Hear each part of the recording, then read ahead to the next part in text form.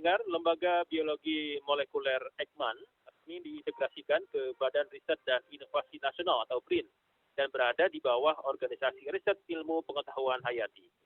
Menyusul kabar ini, sejumlah pihak menyebut bahwa ratusan peneliti Eijkman diberhentikan dan tidak memiliki nasib jelas. Sementara itu, Kepala BRIN Laksana Tri Handoko menjelaskan, jika integrasi Eijkman ke BRIN adalah salah satu upaya pemerintah untuk menyesuaikan dan menjamin status peneliti. Lalu bagaimanakah masa depan dunia riset dan teknologi di Indonesia pasca peleburan Lembaga Biologi Molekuler Eijkman ke BRIN tetap efektif, terutama dalam melakukan riset pengembangan vaksin COVID-19 di tanah air? Kami akan membahasnya bersama anggota Komisi 9 DPR RI, Rahmat Handoyo. Anda ingin bergabung melalui telepon 022 2021893, WA 0821 3333893. Sinta Bandung News and Talk. Pak Rahmat, bagaimana Bapak melihat peleburan Lembaga Biologi Molekuler Eijkman ke BRIN, Pak? Yang pertama tentu saya juga heran ini hiruk pikuk yang kontra sedemikian luar biasa. Ya, apa yang ditakutkan? Apa yang menjadi persoalan? Dan apa yang dikhawatirkan? Sebenarnya nggak terlalu sedemikian besar gegap gempita proses mempertanyakan kenapa harus dilebur, mengapa harus berubah.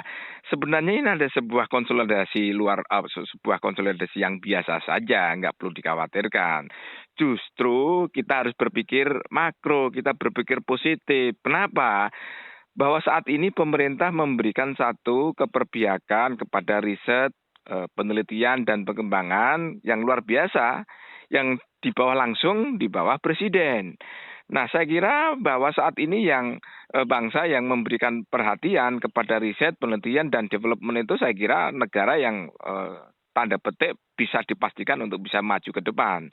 Sedangkan riset kita di Indonesia banyak pihak yang mengatakan masih jauh, apalagi dengan diberikan masukannya dari Ibu Megawati Presiden kelima bahwa Indonesia harus diperkuat dari riset. Nah, ketika pemerintah sudah memutuskan membentuk suatu badan riset khusus di bawah Presiden di dalam hal ini BRIN, saya kira suatu yang harus kita apresiasi. Nah, kaitannya dengan lembaga Eijkman, saya kira nggak perlulah kita khawatir. Kenapa? Ini sebuah bentuk konsolidasi yang biasa saja, hanya pindah induknya saja yang tadinya di bawah, sekali lagi di bawah Dirjen Dikti, sekarang karena sudah Dirjen Dikti dilebur, sudah tidak diada kemarinnya, sekarang berubah diindukkan lagi kepada BRIN. Ini hanya berubah rumah saja. Justru yang kita perkuat, yang kita sorotinnya adalah bagaimana agar tugas pokok dan fungsinya Eijkman itu lebih kuat. Ketika pindah induknya, pindah rumahnya, yang penting saat ini kan lembaga Eijkman tetap berjalan. Tugas pokok dan fungsinya tetap berjalan. Nah, Komisi 9 nggak akan mempersoalkan, justru kita perkuat, kita dorong ketika pindah rumah, pindah bosnya yang tadinya di Dirjen sekarang di bawah langsung Presiden, dalam hal ini BRIN, yang kita perkuat, kita dorong adalah tugas pokok dan fungsinya lebih kuat. Barangkali bisa jadi bahwa anggarannya akan diperkuat. Kenapa tidak? Itu justru kita apresiasi, pantas kita harapkan kan. Nah, yang kedua terkait dengan adanya lembaga para peneliti nantinya tidak akan kerja lagi, itu informasi dari mana? Sedangkan justru adanya penguatan dari bawah Presiden di bawah BRIN itu justru Eijkman fungsi dan pokoknya juga tetap akan kita perkuat gitu loh. Nah, sekarang di media sosial sedemikian besar berita-berita seolah-olah para peneliti tidak dikerjakan, seolah-olah BRIN akan dibubarkan, menjadi isu liar yang tidak bermanfaat. Apalagi seolah-olah bahwa dengan Eijkman akan berubah atau induknya berubah ke BRIN, kemudian sudah tidak mengurusi COVID lagi. Itu berita yang sesat, berita yang tidak ada manfaatnya, berita yang kontraproduktif gitu loh. Nah, untuk itu kita harapkan para pengamat, para politisi dan yang lain, ayolah kita berpikir membangun pikiran positif bangsa ini. COVID harus kita lawan dan tetap lembaga Eijkman akan menjadi salah satu motor penggerak untuk melawan COVID. Bahkan ada politisi yang mempertanyakan jangan-jangan nanti penelitian vaksin merah putih akan terbengkelai, itu malah justru konyol, membuat rakyat menjadi bingung. Loh, ini gimana sih? Soal hal yang sangat sepele, hal yang sangat sederhana, ini sebuah yang tadinya induknya sudah dibubarin kemudian berubah menjadi tuan rumahnya atau menginduk ke BRIN dipersoalkan apa gitu loh. Jadi hal yang sepele yang mestinya tidak dipersoalkan menjadi isu yang sangat besar, kemudian banyak yang kontra. Nah, ini yang jadi pertanyaan, ada yang guru besar yang mempertanyakan, ada yang mengkhawatirkan. Justru saya sedih keilmuan dia ketika mempertanyakan itu gitu loh. Jadi sekali lagi ayolah kita berpikir positif, ini hanyalah berubah rumah saja, berubah induk saja, tugas pokok dan fungsinya lembaga asesmen tidak akan berubah, justru akan kita dorong, kita perkuat. Nah, kalau toh kemudian ada persoalan, masalah, kekhawatiran para peneliti yang akan menjadi nganggur, tidaklah sedahsyat itu, tidaklah semengkhawatirkan itu. Masih banyak ruang-ruang diskusi, masih banyak yang bisa khawatirkan. Apalagi kepala badannya BRIN sudah menyatakan, menjamin tidak ada itu, justru akan diperkuat, bisa jadi menjadi pegawai PNS. Kalau toh tidak memungkinkan PNS, tetap menjadi lembaga yang saat ini tetap bekerja seperti lembaga asesmen. Karena lembaga asesmen itu kan tidak pemerintah gitu loh. Itu sejarahnya panjang. Ketika pemerintah mengapresiasi, menggandeng dan di bawah koordinasi BRIN, justru kita berterima kasih gitu loh, karena BRIN di bawah langsung presiden. Jadi sekali lagi dalam momentum yang luar biasa ini, ayolah kita bangun komentar, bangun edukasi yang positif. Janganlah membangun masyarakat menjadi kekhawatiran yang tidak perlu dan tidak ada dasarnya. Begitu, Mas Riko. Iya. Jadi sama sekali nggak jelas Pak ya, sumbernya dari mana itu ya, informasi bahwa penelitinya akan diberhentikan begitu ya? Nah, itu informasi yang ngawur kemudian dipercaya oleh rakyat, kemudian rakyat buser menghujat pemerintah, menghujat suatu hal yang tidak ada dasarnya. Yang itu dibangun oleh opini-opini para peneliti, opini-opini oleh para politisi, opini-opini para pengamat yang tidak dasarnya jelas. Ya kalau dasarnya jelas ya bertanya kepada BRIN, seolah-olah informasi yang datangnya dari Twitter kemudian dikapitalisasi, kemudian media bertanya bagaimana kalau seandainya ini berubah, bagaimana kalau seandainya ini virusnya tidak dikoordinasi atau tidak diantisipasi dengan asesmen. Inilah hanya sebatas informasi Twitter dari panitia di asesmen, kemudian seolah-olah menjadi berita yang hiruk pikuk seperti ini. Kasihan rakyat. Ayolah kita bangun energi positif, ayolah kita berpikir yang positif, kita perang bersama melawan COVID, sedangkan lembaga asesmen yang berubah induknya ke BRIN, tetap tugas pokok fungsinya berjalan kok, kecuali kalau itu rumahnya di bumi hanguskan, tidak ada tugas pokok dan fungsinya, barulah kita berteriak. Tidak ada yang substansi yang kita khawatirkan, kenapa harus teriak para komentar atau kemudian para peneliti, bahkan ada yang guru besar yang bertanya yang seolah-olah memojokkan itu. Jadi kita ayolah berpikir wise, ayolah kita berpikir yang positif begitu, demi bangsa dan negara dan rakyat kita semua begitu. Justru Kepala BRIN Pak Laksana Trihandoko memberikan 5 opsi Pak ya kepada para peneliti di sini ya, di Ekman ini ya. Misalnya status pertama PNS periset, dilanjutkan menjadi PNS BRIN, jadi jelas begitu ya statusnya begitu. Nah justru itulah kenapa sebenarnya itu sudah ada skenario, tetapi karena bersumber dari Twitter, kemudian Twitternya dipertanyakan, kemudian dielaborasi, sehingga bulannya seperti ini. Sehingga akhirnya telak kan bahwa tidak ada itu berita-berita seperti itu. Bahkan Kepala Badan memberikan 5 opsi itu kan. Saya kira suatu hal yang sangat bagus itu. Jadi artinya apa? Pemerintah mengorangkan organisasi, memberi kehormatan kepada sejarah dalam ini.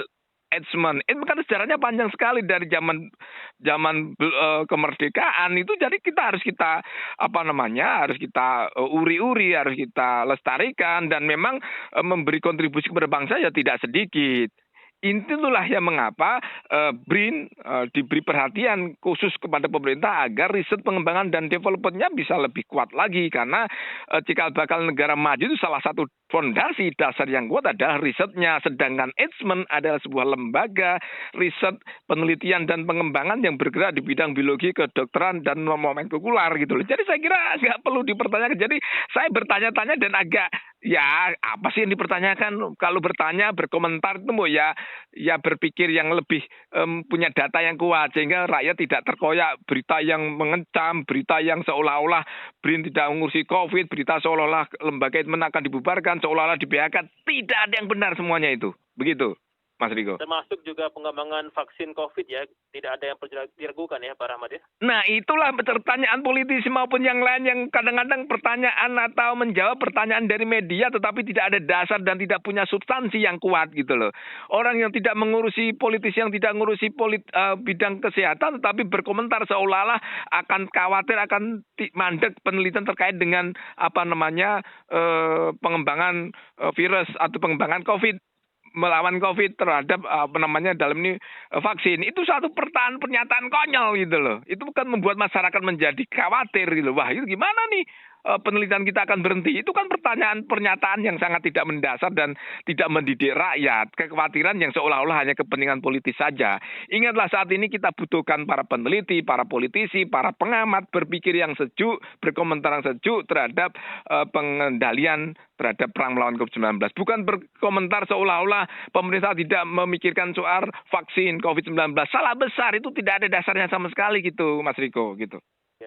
Jadi ngeri ya kalau isunya menghambat pengembangan vaksin sementara isunya sudah liar Mas Riko, isunya sudah tidak mendasar, tidak tidak substansi, kemudian isunya sudah politisi, kekhawatiran yang berlebihan membuat rakyat khawatir. Itulah yang tanggung jawab para pengamat, tanggung jawab para politisi, tanggung jawab para epidemiolog yang komentar seenaknya sendiri gitu loh. Jelas masuk secara panjang, jelas bahwa lembaga Eijkman ada yang meneliti terhadap vaksin merah putih seolah-olah akan diberhentikan. Memang para peneliti tidak ngomong begitu, tetapi dampaknya rakyat berkomentar seolah-olah rakyat mempercayai bahwa lembaga Eijkman akan dibubarkan. Di bawah mengatakan begitu, bahwa kemudian virus tidak akan diurusin lagi atau COVID-19 tidak akan diurusi penelitian oleh Eijkman.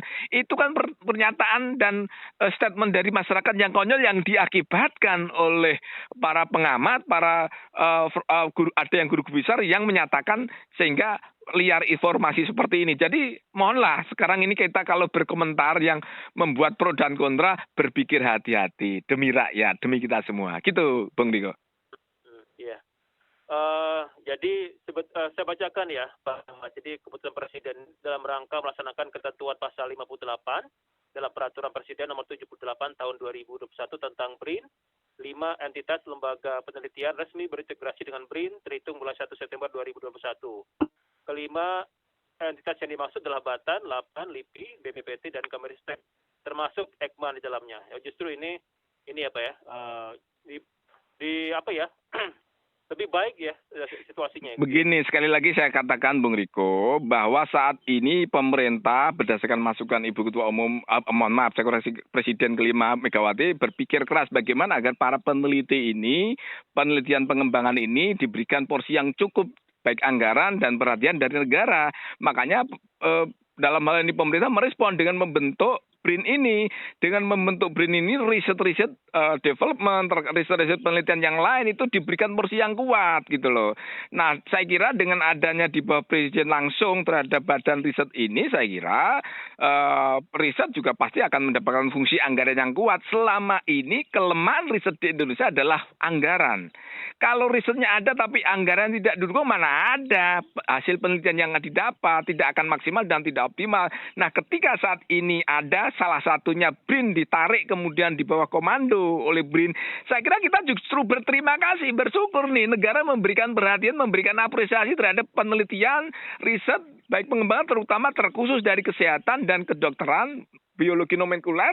Saya kira suatu hal yang harus pantas kita terima kasih kepada negara. Artinya apa? Negara punya keberpihakan, negara punya perhatian khusus yang besar terhadap penelitian dan pengembangan yang ada di Indonesia. Jadi justru itu yang kita tangkap, justru itu yang kita apresiasi. Jangan kekhawatiran, jangan pernyataan yang seolah-olah penelitian COVID tidak ada. Aduh Mas, ini jadi suatu hal yang di rakyat banyak sekali yang berkomentar demikian. Dan mereka harus bertanggung jawab loh itu. Jadi kontraproduktif gitu. Justru sekarang ini yang penting adalah ayolah kita protokol kesehatan, biarlah tugas negara melakukan pengembangan vaksin, serahkan pada negara gitu, menjadi kekhawatiran-kekhawatiran yang nggak produktif, yang nggak ada dasarnya gitu, Bung Riko. Pak, selama ini justru Ekman ini bukan lembaga resmi pemerintah ya, dan berstatus unit proyek di Kemenristek. Just sekarang resmi ya, di bawah BRIN begitu ya. Ya justru Statusnya yang lebih jelas ya. betul, tadinya kan keproyekan dibiayai oleh negara dari sejarah panjang. Nah sekarang setelah ada ini jadi lebih kuat dong gitu loh. Lebih bagus dong dari sisi lembaga ketatanegaraan, organisasi nomenklatur ketatanegaraan, dari sisi anggaran lebih bagus, lebih kuat lagi dong gitu. Justru kita terima kasih. Ya, Kalau toh kemudian ada kekhawatiran para peneliti, itu ya kita dibicarakan tadi kan ada 5 opsi yang disampaikan oleh kepala badan. Jadi nggak perlu dikhawatirkan. Jadi sebenarnya jadi heran saja apa sih yang dikhawatirkan, apa sih yang ditakutkan. Tidak ada yang ditakutkan, tidak dikhawatirkan. Tetapi rakyat berkomentar di media sosial sangat miris saya yang dihasilkan atau dikomentari dari para peneliti dari Twitter, kemudian para pengamat, para politisi yang berkomentar sehingga ya main sundul-sundulan saja, kayak main bola saja. Jadi menjadi politis, bukan substansi. Substansinya adalah bagaimana penelitian ini berjalan dengan baik.